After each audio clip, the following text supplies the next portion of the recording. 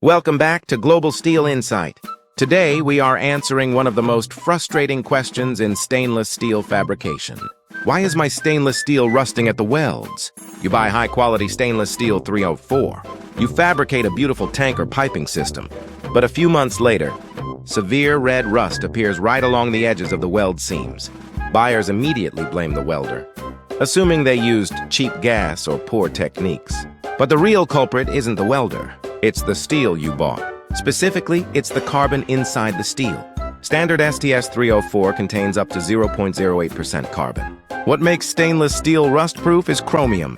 When you weld the steel, the intense heat raises the metal temperature in the heat-affected zone. At these specific temperatures, a metallurgical disaster called sensitization or carbide precipitation happens. The carbon atoms quickly bond with the chromium atoms. Because the carbon steals the chromium, the surrounding area loses its invisible protective layer. It is no longer stainless, and it begins to rust rapidly. This is called weld decay. How do you stop this? Stop buying standard 304 for welded projects. You must specify the L grade 304L or 316L. The L stands for low carbon.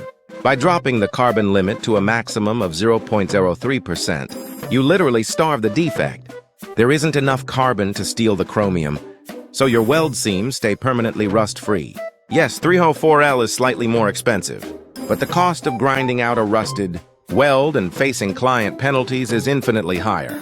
In our upcoming VIP Master Sample book, we strictly feature dual-certified 34304L materials, so you never have to gamble with weld decay.